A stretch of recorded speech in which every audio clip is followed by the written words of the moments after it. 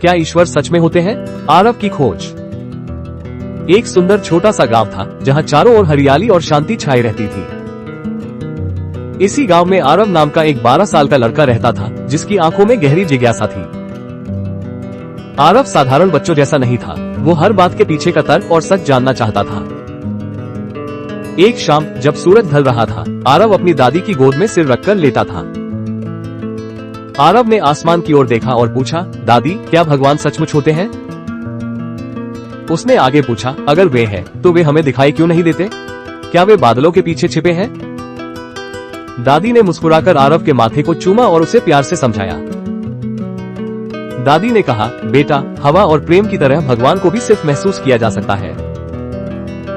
आरव ने सिर हिलाया, लेकिन वो इस जवाब से संतुष्ट नहीं था क्योंकि उसे प्रमाण चाहिए था।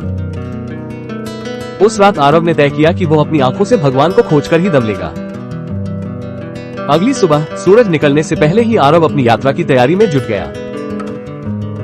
उसने अपने बैग में पानी की बोतल और मां द्वारा बनाया गया स्वादिष्ट टिफिन रखा। किसी को बिना बताए आरव चुपचाप घने और रहस्यमय जंगल की ओर चल पड़ा। जंगल का रास्ता बहुत कठिन था, जहां ऊंचे पेड़ सूरज की रोशनी को रोक रहे थे।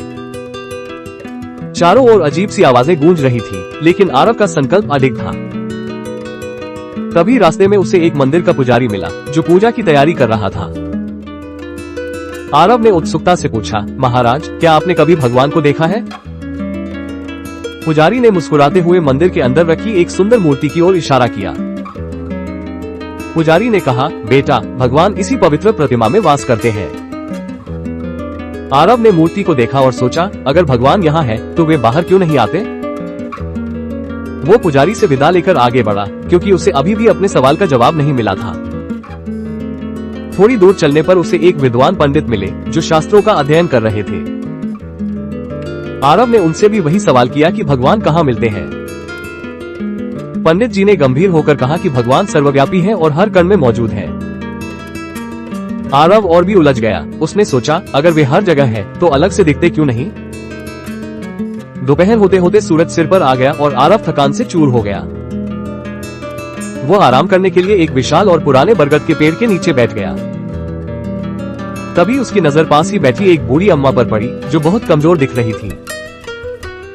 अम्मा के कपड़े फटे हुए थे और उनके चेहरे पर गहरी उदासी और बेबसी थी। आरव ने देखा कि अम्मा भूख से कांप रही थी और उनके पास खाने को कुछ नहीं था।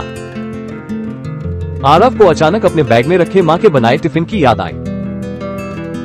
आरव को खुद भी बहुत भूख लगी थी, लेकिन अम्मा की हालत देखकर उसका दिल पसीज गया।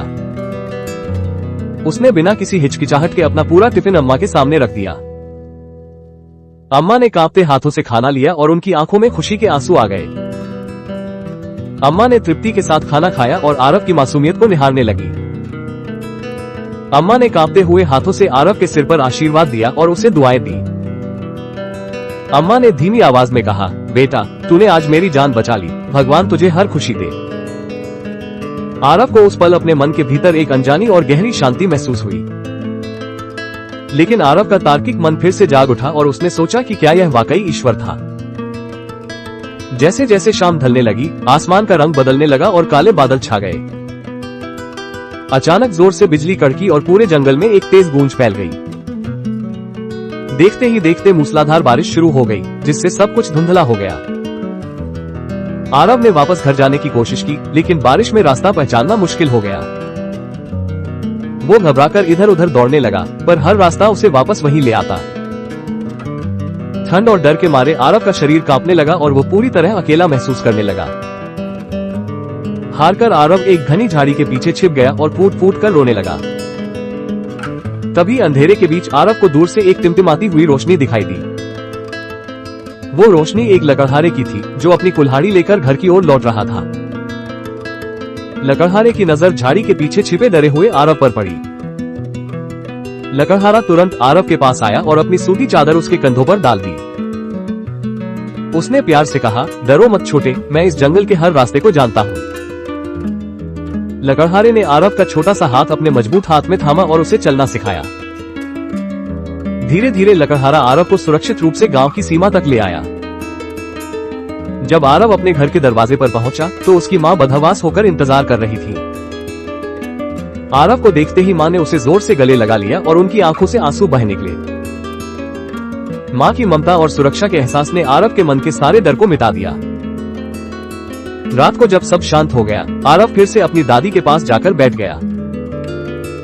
दादी ने आरव की आंखों में देखा और पूछा, तो बेटा, क्या तुम्हारी खोज पूरी हुई? आरव ने उदासी से सिर झुका लिया और कहा कि उसे भगवान कहीं नहीं मिले। दादी मुस्कुराई और आरव का हाथ पकड़कर उसे खिड़की के पास ले गई। दादी ने उसे याद दिलाया कि कैसे उसने भूखी अम्मा की मदद की थी। उन्होंने कहा कि उस करुणा और दया में ही ईश्वर का वास था।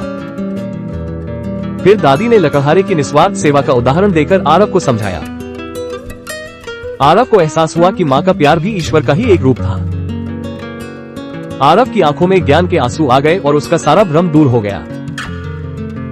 उसने समझ लिया कि भगवान कोई मूर्ति नहीं, बल्कि दूसरों के प्रति प्रेम और सेवा है। अब आरव ने भगवान को खोजने की जिद छोड़ दी और इंसानियत को अपना धर्म बनाया। गांव के लोग आरव के बदले हुए व्यवहार और उसकी करुणा को देखकर दंग थे। आरव अब जान चुका था कि सेवा ही सबसे बड़ी पूजा है और प्रेम ही असली ईश्वर है।